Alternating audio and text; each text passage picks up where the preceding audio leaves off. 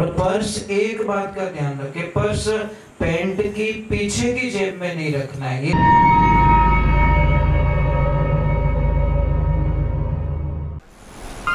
परम पूज्य श्री सोनू महाराज जी के नए नए उपाय सुनने के लिए चैनल को सब्सक्राइब जरूर करें और आगे से आगे शेयर जरूर करें। और पर्स, एक बात का ध्यान रखें, पर्स पैंट की पीछे की जेब में नहीं रखना है, ये ध्यान रखना।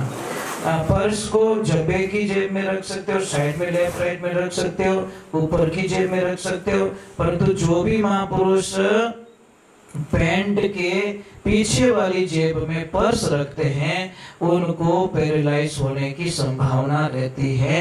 इसमें कोई शंका नहीं है, क्योंकि जब बैठते हो तो आपकी मांसपेशियां दब जाती है, बहुत सारी समस्या आती है। पर तो आपकी क्या आज का ये शौक मार रहा है हमको, हमारा जो फैशन है वो मरवा रहा है हमको।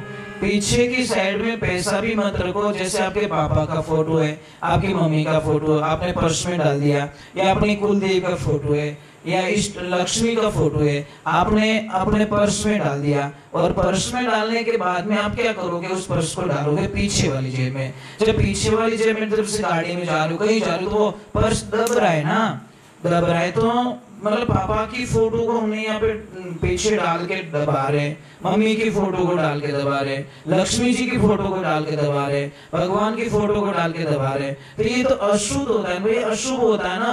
हम कैसे ये कर सकते हैं, ये नहीं कर सकते भैया। पैसे को भी तो लक्ष्मी मानते, एक तरफ लक्ष्मी माता को अगरबत्ती करते हैं, भगवान की पूजा करते हैं, हे लक्ष्मी माता, और उसी लक्ष्मी को, पैसे रूपी लक्ष्मी को हम पर्स में डालते हैं, यहाँ पे रखते हैं, तो ये बड़ा अशुभ है। मैं आपसे हाथ जोड़ के कहता हूँ, आप यहाँ लेफ्ट राइट में रख सकते हो, ऊपर रख सकते हो, परंतु आप यहाँ पे पर्स को नहीं रख सकते, ये बहुत अशुभ है महाराज। बोलिए श्री भगवान की। सूरज नहीं तारा बिन मेहताब होत उजियाला, साहिब के घर बारा संतों बेगम देश हमारा। कबीर साहिब जी महाराज लिखते हैं कि लोक लाज कुल कारण मेटो गही शब्द तत सारा, है ने कई कबीर साहब सुनो भाई संत सहजो लोगों किनारा, अरे संता भाई बेगम देश हमारा। कई सारे बोझ हल्के करने पड़ते हैं, एकदम हल्का। एक खिलाड़ी वही तो जीतता है, आपको बताएं, आपको बताएं, देखे जो रनिंग में दौड़ता है ना खिलाड़ी, कोई भी हो, कोई भी कंपटीशन में दौड़ता है, उसके तन पे कम से कम मतलब ड्रेसेज होती, कम से कम मतलब हल्की ड्रेस होती है, ताकि वो फ्री में दौड़ सके।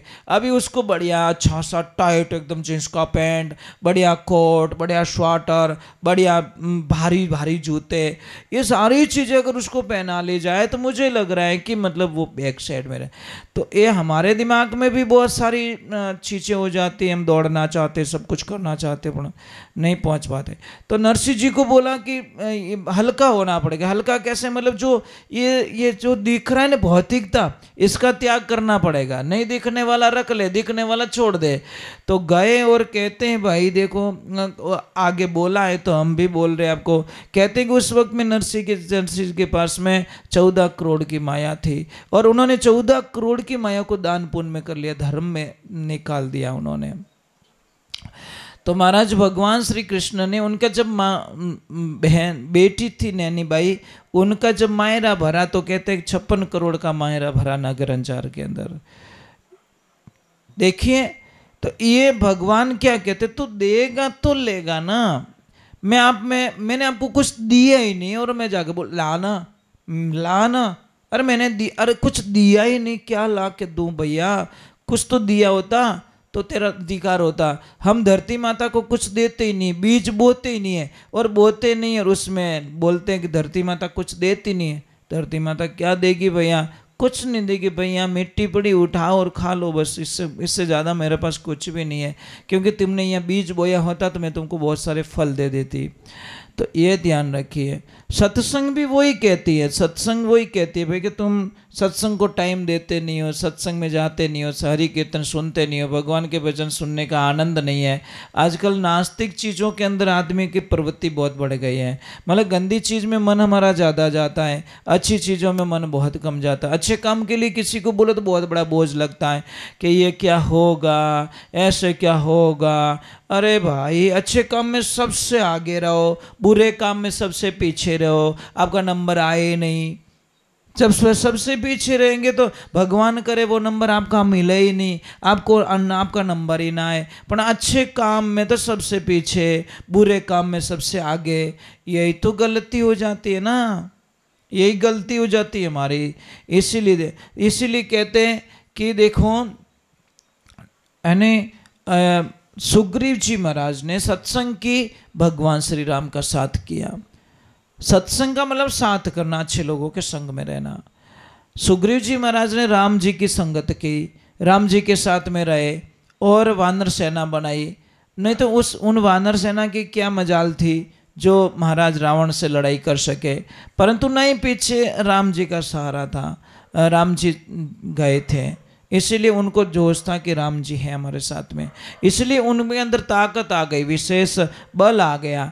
इसलिए ये ध्यान रखे, कभी भी लाइफ में ध्यान रखे, आपको अपनी मारवाड़ी में कहावत, बांदरों को दे तो पहाड़ रे पान को दे। रेगिस्तान में बांदरा देखो, रेगिस्तान में बांदरा ने अच्छो नहीं लागे, बंदर होता है रेगिस्तान में, उसको शूट नहीं होता, क्योंकि कूदने के लिए झाड़ चाहिए, पहाड़ चाहिए, वो चाहिए। बंदर कितनी ऊंचाई से कूद जाता है, अपन कभी मतलब उसको डर नहीं लगता, परंतु एक चीज़ से बहुत डर लगता है उसको, अगर थोड़ा सा खून आ जाए ना तो वो देख देख के ऐसे ही मर जाता है, पता नहीं क्या कायर जीव होता हो।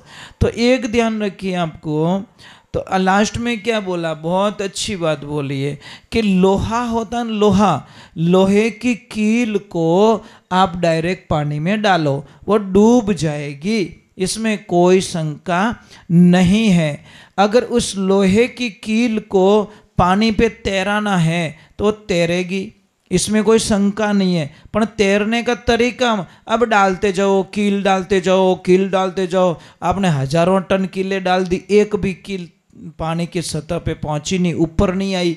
परंतु अगर उस कील को पानी में नहीं डूबने देना है तो कुछ नहीं करना है, एक छोटा सा लकड़ी का टुकड़ा ले लो और लकड़ी के टुकड़े में उसको डाल दो, और डालने के बाद में उसको छोड़ दो पानी में, वो लकड़ी का टुकड़ा उस कील को डूबने नहीं देगा, इसमें कोई शंका नहीं है। इसलिए कबीर साहिब जी महाराज ने कहा कि लोहा सत्संग काठरी की निकाठ, मतलब लकड़ी, यानी जल पर जहाज तेरी, जहाज होते, बड़े बड़े जहाज होते हैं, बड़े बड़े जहाज होते हैं, आपको पता है लकड़ी का प्रयोग किया जाता है, उसमें उपयोग किया जाता है, और उपयोग करने के बाद में बहुत सारे मतलब लोहे की जो चीज़ें भी होती है ना, वो भी डूबती नहीं, क्योंकि लकड़ी का सहारा ले लिया।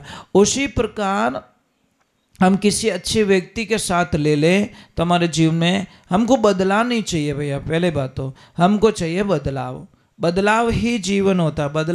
बदला तो ख़त्म कर देती बातें, बदला का मतलब रिश्ते टूट जाना, बदलाव में या सामने वाला नहीं झुक रहा था हम झुक जाए, ये आ गया बदलाव, वो बोले मैं भी नहीं झुकूंगा, वो बोले मैं भी नहीं झुकूंगा, तो झगड़ा कभी ख़त्म होने वाला नहीं है। झगड़ा ख़त्म होने के लिए एक को तो झुकना ही पड़ेगा, इसमें कोई शंका नहीं है।